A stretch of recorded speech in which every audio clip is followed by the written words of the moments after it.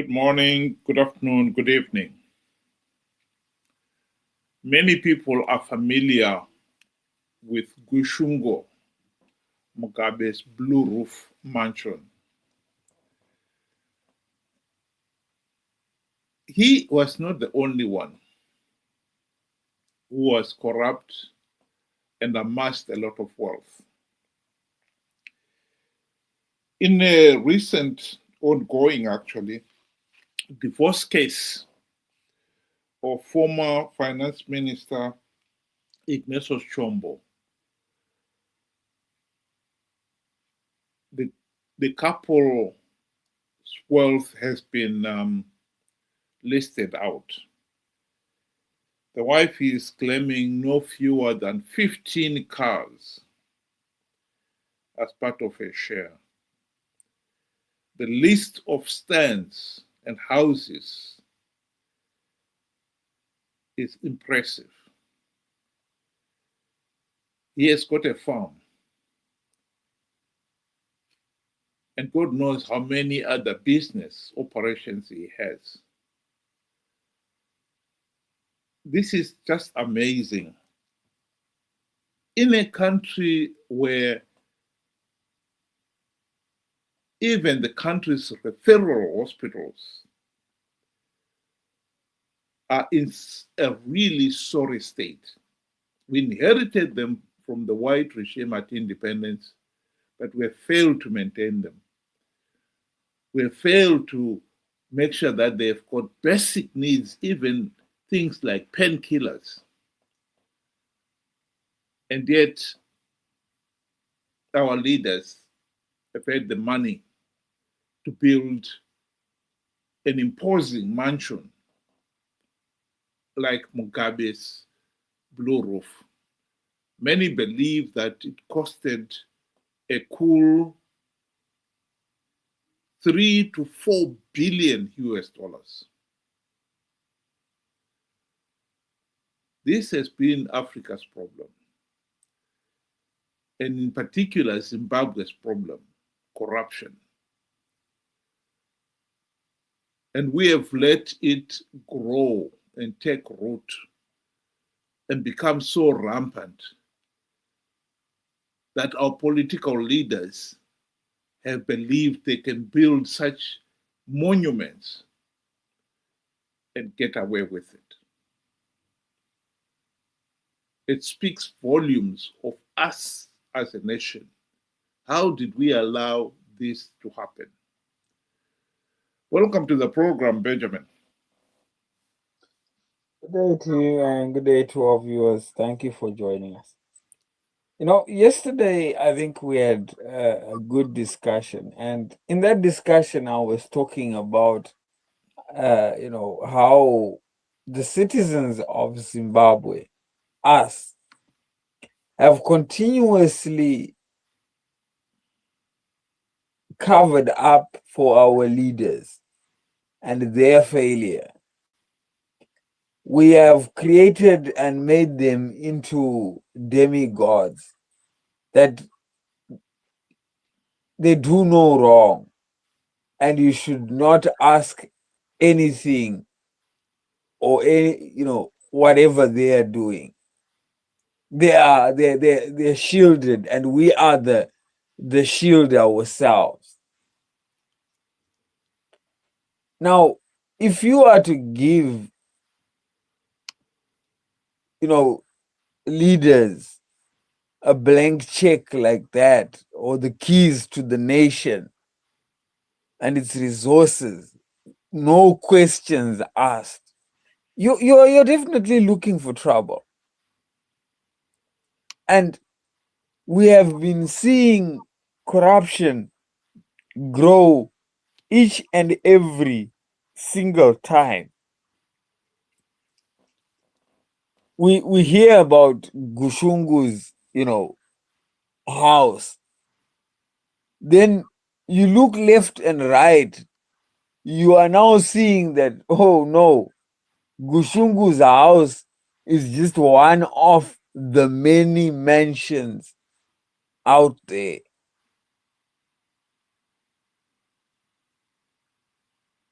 And when you look at the people that actually own these big properties and vast amount of wealth, they were just civil servants. Their paycheck from government could not have ever afforded such a lifestyle. And it's obvious. It's black and white. They had to have amassed such wealth through corrupt activities. And we are hearing even, across borders now. That's where they are. We are hearing, banks in South Africa questioning some activities of people that are connected with leaders and their activities. So it's no surprise because, like I said in the very beginning, the people of Zimbabwe have now taken upon themselves to be shields to protect those in public offices. So we are our own worst enemy. Like I said yesterday, we are our own worst enemy.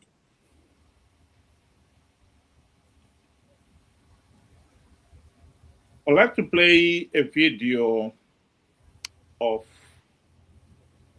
a familiar figure in Zimbabwe, social media, Java, showing off one of the properties in Zimbabwe.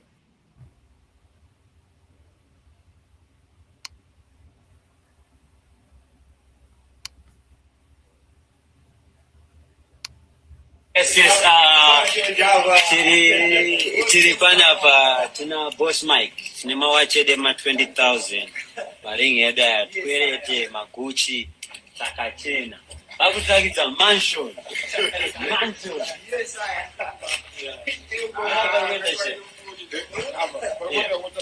What a feature. Yeah, yeah.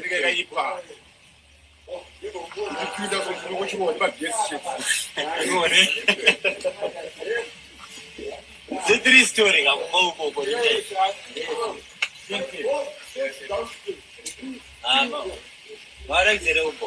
They need to know. In case they don't know. They need to know. What's my password?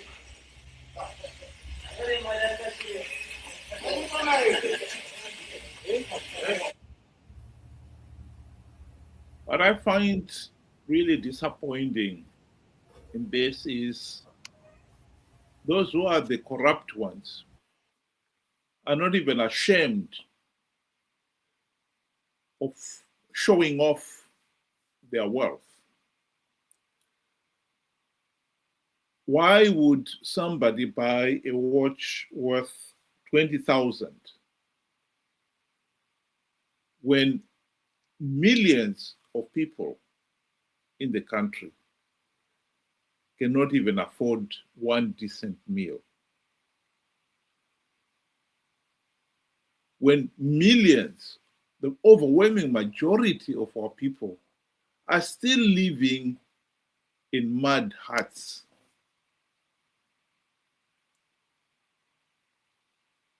The difference is just too vast. And like I said before, our biggest problem is we have let it happen. These people are now confident that they can loot and get away with it. And this has been at the heart of our problem. As long as somebody feels they can do something wrong and get away with it, of course they will do it. And hence why we are where we are.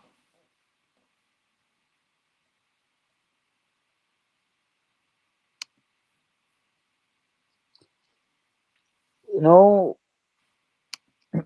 if you want to get a clear picture of many Zimbabweans out there, I I witnessed, one, very famous so-called prophet. His name is Makandiwa.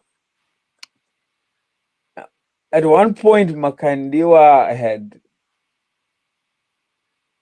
been selling holy bricks for $10 each, one brick, something that you can go and buy for, I think, 50 cents or 30 cents at the current market rate. And he said this is an anointed brick, and whoever purchases this brick will go on to build houses and find accommodation and stuff like that. And he's got a lot of followers and a lot of people in the thousands who bought these bricks. And in Harare, he has built a mansion with a helipad on top.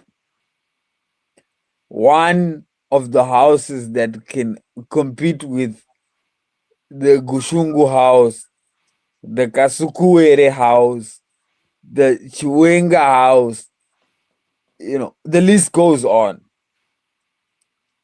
And then you picture and you ask yourself, of those Zimbabweans that actually went and bought this anointed brick, did they even have a stand to build that house that they wanted? The answer is no.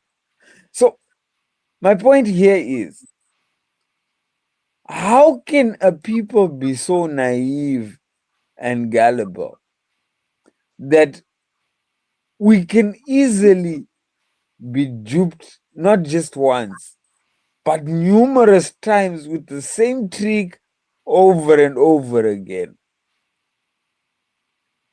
Corruption is rampant. We had the opportunity. Zimbabwe's case, people say it's difficult. It's not difficult because a lot of, organizations, entities, countries, they love us so much.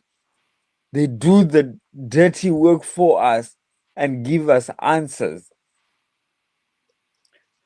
We had a well-documented documentary that, even the simple mind could understand what was going on. The gold mafia. We were told what was happening to our wealth, how it's going and how it's, leaving the country and who's taking it. A lot of effort was put into that documentary to show us that, hey, this is what is happening. You need to challenge a system. Unfortunately, it was a wasted effort for those that actually wanted to help us, because nothing has been done. Zimbabweans are comfortable with it. If they had the best opportunity, they would also join. And now they have actually come up with a word. I don't know how they joined it together, but they call it Kungwavangwav. It's now a normal thing for us to go stealing and making deals with that one and this one and so forth. Zimbabweans are their own worst enemy. And there is absolutely no way we can deny that, because we have been given, like I said, we've been given the solutions, we've been given the answers, we've been given the corrections. But up to today, 25 years in, we've done absolutely nothing other than just been blundering from pillar to post. looking for solutions that do not exist and call it thinking outside the box? I think the tragedy of our failure to rein in our corrupt leaders has allowed the opposition leaders to join in. When the GNU was formed in 2008,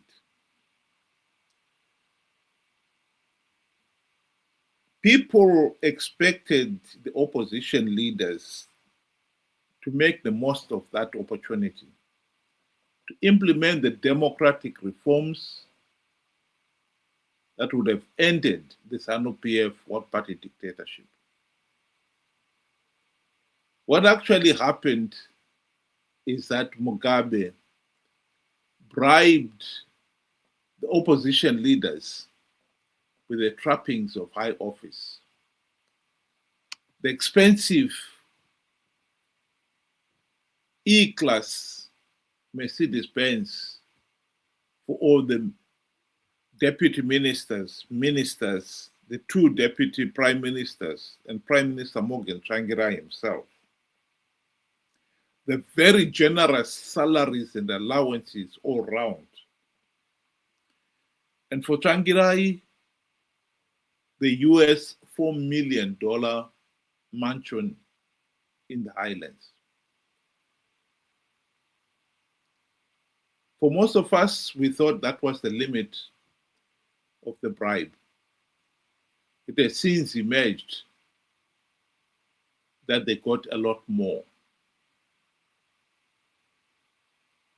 The bottom line is the opposition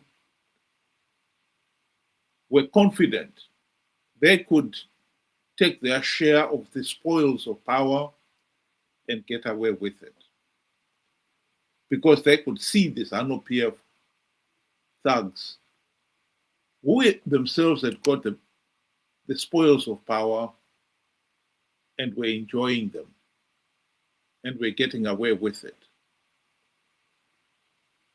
So as you can see, the problem has been compounded by our failure to say in no uncertain terms that no leader can amass so much wealth and expect to get away with it. Absolutely out of the question. It's an outrage that somebody can build a mansion like that, Kasukuwere's mansion, bulletproof glasses, reportedly with 50 bedrooms. And yet, just down the road, Parenyatwa Hospital has been left in such a sorry state of advanced rot and decay that you go in there, a hospital that used to be so good that we're looking at, you could do advanced surgery. They could not even do some of the most basic operations because they didn't even have something as basic as painkillers. How is that possible? Where was he getting all that money to build that? When the country's basic needs were being ignored. As a people, we have failed to articulate that position, that is totally unacceptable. We cannot have a situation where those in power are looting the nation's wealth at the expense of the masses. That's not why you are there in power. But our failure to articulate that position is given those in power the confidence they can do as they please and they'll get away with it. And so it's no surprise at all that the opposition have themselves joined in the looting, and thus compounding the nation's problem. Because the primary purpose of the MDC-CCC was to implement the democratic reforms to stop ZANU-PF rigging the elections and thus end the dictatorship. And so by failing to address that fundamental problem of allowing these people to get away, to believe they can get away with so much looting, we have allowed the ruling elite in ZANU-PF and the opposition to believe they can amass as much wealth as they like, they'll get away with it. I think we need to send a clear message that all those who have amassed wealth, the day Zimbabwe has a meaningful democratic change, will be asked to account for it. Their estate, even if they are dead, their estates will be asked to account for it. If they cannot account for it, it will be taken away. That message must be sent and made very loudly and very clearly, because that's the only way we are going to end this culture of getting into public office to loot. What we have seen in Zimbabwe is totally unacceptable. Thank you very much for joining us tonight, and have a good evening.